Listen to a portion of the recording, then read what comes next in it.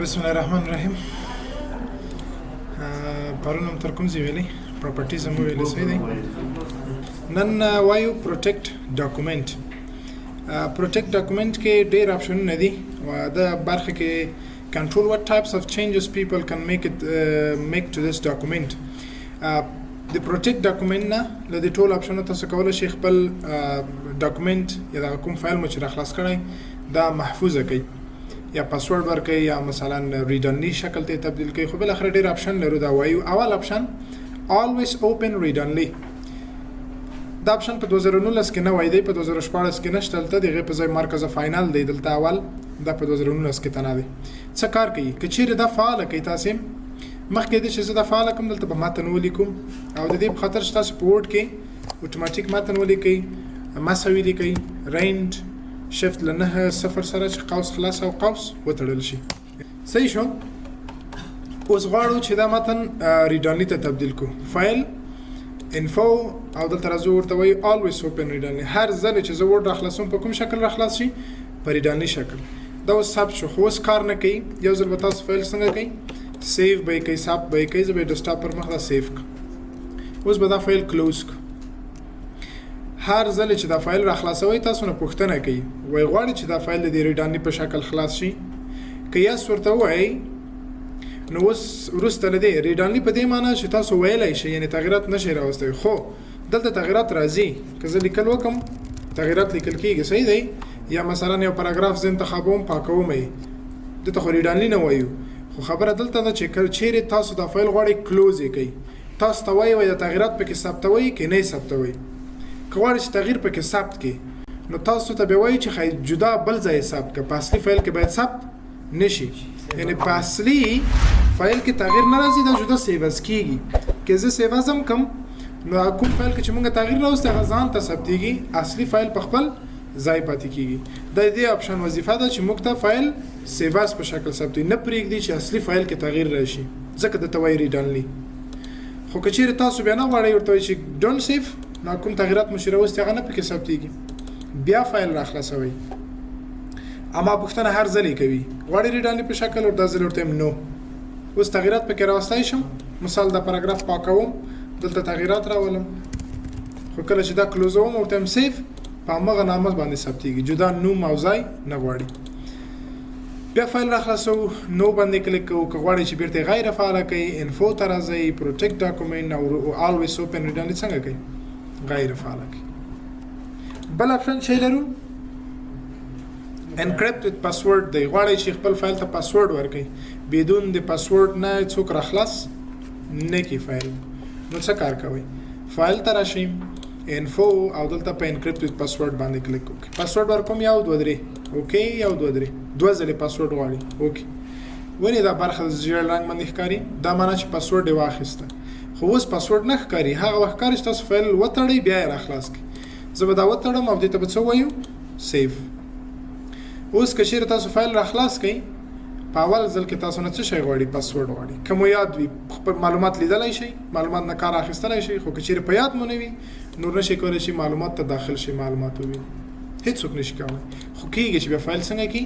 ډیلیټ کړي. فایل ډیلیټېږي اما داخل کې معلومات څوک نشي لیدلی. پاسورډ به ورته صحیح ولیکئ، اوکې، بیا تاسو ته وروسته فایل ښکاروي. سرخلاص شو. په دې څنګه بیرته پاسورډ یې له منځه وړئ؟ کلک پې کوئ، پاسورډ یې انتخاب کړئ، بک سپیس پاسورډ یې پاک کړئ، بیا څه ورته وایي؟ اوکې. یو ځل کنټرول ایس هم ورته وایي ثبت یې کړئ. اوس فایل وتړئ، بیرته بیا دوهم ځلي راخلاص کړئ، تاسو نه پاسورډ نه غواړي. بیا راځو انفو. بل اپشن لرو په پروټیکټ ډاکومنټ کې، بل دی ریسټریکټ ایډیټینګ دی. کنټرول د ټایپس اف چینجز ادر کین میک. په ایډیټ کې ریسټریکټ راولي، معنا محدودیت راولي، تاسو نه پرېږدي چې تغییر راولي. کلیک پې وکړئ. دوه اپشن لرو دلته، یو لیمیټ فارمټینګ ټو سلیکشن اف سټایل دی، بل الاو اونلی دس ټایپ. دا اپشن وروسته وایو. په ریویو ټاب کې دلته موږ یو اپشن لرو د ریسټریکټ ایډیټینګ. یو اپشن به هلته تشریح کړو. لومړی اپشن چې هلته فارمټ ریسټریکشن لیکلي دا به درته تشریح کړو. په هوم ټاب کې دلته موږ یو برخه لرو د فارمټ. داسې کې تاسو کولی شئ متن ته څه شی ورکړئ؟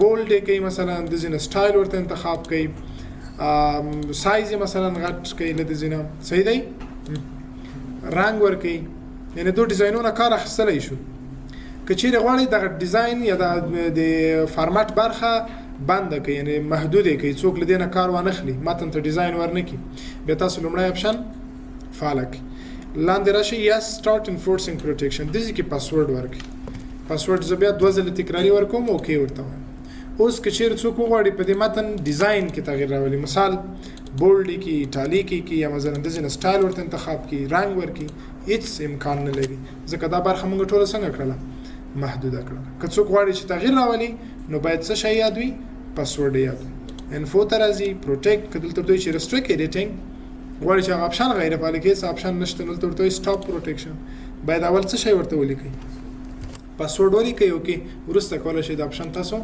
غیر فعال کړئ دا بل اپشن به په موږ خپل ځای کې وایي چې راورسي پوه شوئ په دې باندې دلته وایي ریسټریکټ ایډیټینګ بل دی ریسټریکټ اکسس دی ریسټریکټ اکسس او دا دوه اپشن اوس نه عملي کېږي ځکه وسایل نه لرو ریسټریکټ اکسس چې کله تاسو په یو شبکه کې وصل وي څوک کمپیوټر مو سره کنیکټ کړي وي له دې ځای نه کولی شئ تاسو بعضو کمپیوټرو ته محدودیتونه وضع کړئ مثال د ایډیټ محدودیت کاپي او پرنټ مشخص څو نفرو ته ښیي چې هر نفر کوم مسؤلیتونه مخته یوسي او اټ ډیجیټل سیګنیچر کله تاسو له کمپیوټر سره څه شی وصلوئ ډیجیټلی امضا هغه وسایل باید وي کله چې تاسو امضا کوئ مستقیم امضا د ډیجیټل په شکل کمپیوټر ته داخليږي وسایل نه لرو نو دا دواړه نه عملي کیږي بل اپشن څه دی مارک از فاینل دی مارک از فاینل په نور افیسو کې 2014 کې په اول کې راغلی اما دلته په اخره کې راغلی د دې په ځای اوپن ریډ اونلی مارک از فاینل څه کار کوي دا اپشن به فعال کوي دلته لیکلي let readers know the document is final که چیرې تاسو مثلا کتاب لیکئ یا مونوګراف لیکئ د دې کار پای ته رسیږي نور پکې د ایډیټ کوم کار نه وي پاتې غواړئ فاینل یې کوئ مثلا داسې حالت دی دا چې که چیرې تاسو دا فعاله کوئ په کمپیوټر باندې مثلا که څوک لاس وهي یا په غلطۍ سره نو په کمپیوټر په هغه کې په خپل معلوماتو کې مو تغییر نه راځي صحیح دی اوس مثال که چیرې زما فکر نه وي د کیبورډ باندې مې لاس ولګي یا لیکل وکم لیکل کیږي صحیح دی په هر ځای کې کېدای شي کوم ځای رانه پاک شي کله کوی شي فقط بک سپیس وای پاکیږي بیا موږ ته نه ښکاري چې کوم ځای کې تغییر راغلی د دې په خاطر چې داسې حالاتو نه مخنیوی وشي مثلا تاسو په فایل کې تغییر رانه شي یا تاسو تغییر نه راولئ نور څوک پکې لاس ونه وهي موقتي تاسو فایل بندوي چې څوک تغییر رانه ولي بیا لمدي اپشن نه کار اخلي پروټیکټ ډاکومنټ ورته وایي مارک از فاینل دې ته وایي اوکې اوس راشئ وګورئ اوس که چیرې څوک مثلا کیبورډ باندې لاس وهي لیکل کوي نه لیکل کیږي متن مثلا انتخابي بک سپیس پاکوي نه پاکیږي هیڅ تغییر نه راځي ریډ اونلی دی فقط لوستل کیږي اما په متن کې تغییر نه راځي صحیح دی لاک دی موقتی لاک دی موقتی ځکه ورته وایي چې بیا پورته یو اپشن لرو ایډیټ اني وي په دې باندې چې کلیک وکړئ بیا دا حالت بیرته څنګه کیږي تړل کیږي نور کولی شي چې تغیرات راولي ځکه ورته موقتی وایي نو دا د دې اپشن وظیفه وه مارک از فاینل بل اپشن لرو انسپیکټ ډاکومنټ انسپیکټ ډاکومنټ درې اپشن پکې لرو درې وړ اپشن زموږ د ډاکومنټ چک کوي مختلف لحاظونه مثلا اول انسپیکټ ډاکومنټ چک د ډاکومنټ فار hidden properties or personal information دا موږ ته چک کوي که چیرې متن چا پټ کړی وي هایډ کړی وي صحیح دی هغه موږ ته ښیي او دا پراپرټیز موږ پرون ویلې دلته مشخصات موږ لیکو که چیرې دا چا مثلا خپله ځانه ډک کړي وي او شی پکې لیکلی وي دا اپشن موږ ته همدا خبر راکوي چې دلته تغیرات راغلي او متن چا هایډ کړی مثال دلته به زه یو شی ولیکم یو شی به ولیکو چې موږ ته به دا ښکاره کړي دا یو بل که چیرې متن پټ شوی وي هایډ وي څنګه هایډېږي متن به اول هایډ کړو دا اول پاراګراف ته به زه یو رنګ ورکم دځنه به یو رنګ ورکو چې تاسو پوه شئ صحیح دی اوس غواړو چې دغه پاراګراف سور رنګ چې لري دا هایډ کو پاراګراف به انتخاب کړئ بیا به راشئ د فونټ ګروپ ته د کونج کې په دې اپشن باندې به کلیک وکړئ بیا هلته اپشن لرو څه شی هایډ اوکې ورته وایي سور پاراګراف څنګه شو هایډ شو که چیرې همداسې چا هایډ کړی وي بیا تاسو څه پوهېږئ چې متن هایډ شوی دی بیا راځئ انفو ته انسپیکټ ډاکومنټ ته په لومړي اپشن باندې کلیک کوئ دا تاسو ته فایل چک کوي چې کوم مشکلات لري اول درته وایي دغه شیان د اپشن چک کولی شي ډېرې خبرې دي پکې خو دې کې موږ ډېر نه دي پکار یا هایډن ټیکس راته چک کا چې متن چا هایډ کړی نه وي او بل دلته لیکلي دي څه شی ډاکومنت پراپرټیز پرسنل انفارمیشن چې مالته ولیکل هغه راته چک کلیک په وکړئ انسپیکټ دا درته چک کوي شاته وینئ پاراګراف هم پیدا کړ فقط پیدا یې که اوس تاسو د توقیع یا کلوز وای بیرته ورکیږي هدف د دې اپشن دا دی چې تاسو ته فقط خبر درکوي اول مشکل څه شي دی ډاکومنت پراپرټیز اند پرسنل انفارمیشن او وخت چې ما شی پکې ولیکل ویل ته چې شی لیکلی دي ضرورت ریمووال هر چا چې شی پکې لیکلی هغه ټول څنګه گئی پاک دا مشکل حل شو بل مشکل هایډن ټیکس متن څنګه شوی هایډ شوی دی پټ شوی دی کدی ته ریموو آل وای بیا تاسو متن څنګه کیږي لمنځه ځي نو دې ته ریموو آل مو وای دې ته فقط وای کلوز اوس ورزو ما خپل پاراګراف چې پټ دی هایډ دی هغه را پیدا د کیبورډ نو کنټرول A سلیکټ آل بکې ټول متن یا کتاب به مو انتخاب کړئ بیا براشه دی فونټ ګروپ ته دې بٹن باندې کلیک وکړئ او دلته دی هایډن اپشن غیر فعال کړئ بیا ورته یو کی کوم پاراګراف چې موږ هایډ کړی هغه څنګه شو بیرته را پیدا شو اوس که چیرې تاسو ورشئ انفو انسپیکټ ډاکومنت ته یس او ورته چک کړئ موږ ډاکومنت اوس مشکل شته په اخره کې هایډن ټیکس هم مشکل نشته او پراپرټیز کې هم څه مشکل نشته بل اپشن لرو دلته چک اکسیسیبিলিټي check accessibility دا وایي check the document for content that people with disabilities might find difficult to read دا په لوستلو کې چې کوم وخت مشکل وي تاسو ته پنه کې لوستلو کې دا څه مشکل اکثریت په کتابو مونوګرافو کې مونږ له شکلو یا عکسونو استفاده کوو کله چې کوم عکس د چی پر مخ راغلی وي د ټیکس پر مخ راغلی او ټیکس په لوستلو کې مشکل پیدا شي په داسې حالاتو کې به څه کوي دلته اپشن دی د دې په واسطه مونږ خپل فایل چک کوو راځي چک فار ایشو دلته چک accessibility چک کړه زموږ ډاکومنت چک کړه چې کوم ځای کې مشکل نه وي وای دا مشکلات یو دا چې missing all alternative text دی متن څنګه شوی مس شوی دی نه لوستل کیږي نو د دې حل لارې لپاره تاسو کله چې شپ رسموي یو بل ټاب ور سره فعال کیږي د فارمات په نامه دا به ټول په تفصیل سره وایو په دې شپ چې کلیک وکړئ ټاب فارمات په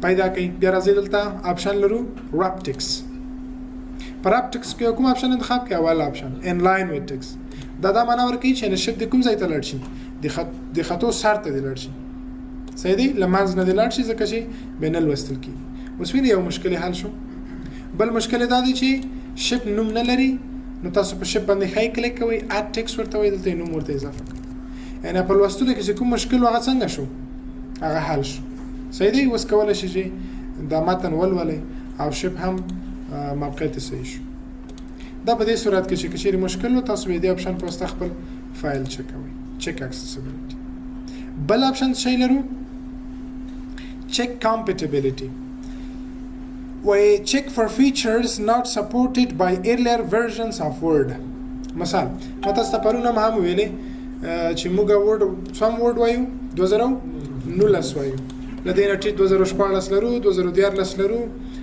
2010 و 3 صحیح دی یعنی تر ټولو ټیټ ورژن شروع تر ان 2021 پورې کچېره تاسو یو فایل کاغه کتاب وی مونوګرافي یا هر شي چې وي په یو جیګ ورژن کې جوړ کړئ مثال زه کتاب جوړوم په 2019 کې دا وړه تاسو مطبعه ته غواړئ چاپ کړئ اما مطبعه والا کوم افس استفاده کوي هغه 2003 افس استفاده کوي 2010 افس استفاده کوي نو که چیرې زه دا فایل یو سم په فلاش کې دغه هغه کمپیوټر کې راخلاص کی آیا دغه په کمپیوټر کې د ما فایل خراب نه شي کیفیت له لاس ورکړي آیا دغه ټیټ افس چې د 2003 د ما 2019 افس سپورټ کولای شي صحیح دی یو مثال دا څه دی لکه لوړ پروګرام چې تاسو ټلیفون ته انسټالوي نو چې رام یې ټیټ وي صحیح دی هغه نه سپورټ کوي نو دلته هم داسې دلته د رام خبره نه دلته فقط د ورژن خبره ده چې 2019 ورژن آیا په ټیټو ورژنو کې سپورټ کیږي که سپورټ کیږي کوم تغیرات پکې راځي نو دې په خاطر به تاسو دلته اپشن لرئ انفو ته راشي دلته اپشن لرو موږ چک کمپیټیبিলিټي دا موږ ته هم دا فایل چک کوي چې په ټیټو ورژنو کې کوم مشکلات سره مخ کیږي نو دې په خاطر تاسو په شپ کې داسې په دې ډاکومنت کې داسې شان استفاده کوي چې ډیزاین ولري رنگ ولري صحیح دی ګرافیک ولري ځکه ساده متن خوار افس سپورټ کولای شي هدف دا دی چې تاسو ګرافیکي شی په دې کې استفاده کړئ. د مثال په ډول زه دلته مثال راځم انسرټ شپ رسموم، شکل دی دا دته وایي شپ، ټیکسټ باکس هم ورته وایي، دا مې رسم کړ. یو بل ګرافیکي شی مثال غواړم دلته انسرټ ته راشم سمارټ آرټ، دا شکلونه دي له دونه استفاده کوم. صحیح دی؟ دا ټول ګرافیکي دي، یعنی رنګ ورکوي، ډیزاین ورکوي، ګرافیکي شیان. دا فایل جوړ شو په څه شي کې؟ په 2019 کې فلاش کې مې واچوم، خو مخکې دی چې زه یوسم مثلا بل کمپیوټر نه خبر لرم چې کوم افس دی، نو مخکې دی چې زه دا یوسم څه مشکلات به جوړ شي. فایل ته راشئ، انفو، چیک فور ایشیو، دلته په کوم اپشن کلیک وکړئ، چیک کمپیټیبلیټي. مخکې دی چې د مشکلات ولولئ، اول راشئ دلته موږ ته کوم چیک کوي 2003 2009 او 2010. بعضې کمپیوټرونو کې 2014 هم وي. دا به ټول ټیک مارک به یې لرې کوي په دې شکل. اوس سمري کې څه شی نشته، خالی دی، دانه دانه یې اوس چک کوي. که چیرې د 2019 فایل یوسو کوم افس ته 2003 کوم مشکلات به منځته راوړي. اول Smart Art graphic will be converted into single object that cannot be edited in previous version of Word. Smart Art خو مې درته وښودل، دا رنګ مې چې ورکړی. وایي که چیرې د افس دا فایل تاسو 2003 افس ته یوسئ، سمارټ آرټ به وایي خپل کیفیت څه کړي، له لاسه ورکړي، یو ساده شکل ته به تبدیل شي او بیا تاسې نور نشئ کولی په هغې کې تغییر راولئ. دا یو مشکل. بل some text box positioning will change. د بعضې ټیکسټ باکسو پوزیشن یا موقعیت کې دی شي تغییر شي، که چپ طرف کې ښي طرف ته ځي، ښي طرف کې چپ طرف ته ځي، پورته وړاندې، یعنې موقعیت کې تغییر راځي. دریم څه مشکل؟ ships and text boxes will be converted to effects available in this format. ship شکلونه مو چې رسم کړي دي هغه به هم خپل کیفیت 2003 ته چینج کړي، یعنې دا کیفیت د څه شي دی 2019 دی. که زه 2003 افس ته یوسم هغه په خپل کیفیت تبدیلوي. دا وایي په 2003 کې د درې مشکلات دي. دا صحیح شو، بیرته ټیک مارک لرې کوي. 2009 کې به څه مشکل وي؟ یو مشکل دی چې شپ به خپل کیفیت له لاسه ورکړي، دا هم صحیح شو، ټیک مارک لرې کوي. 2010 کې څه مشکل دی؟ 2010 کې مشکل نشته. 2010 کې مشکل نشته، 2014 کې نو څومره چې پورته کېږي مشکل نشته، 2014 کې مشکل نشته. بالاخره دا موږ ته ټول مشکلات په نښه کوي. او لاندې اپشن کې فعالوي، بیا هر ځل چې تاسو فایل ثبتوئ کنټرول اس ثبت کوي، بیا هر ځل تاسو ته مسیج درکوي چې دغه مشکلات کېدای شي په آینده کې جوړ شي بل افس کې. نو دا کوم اپشن؟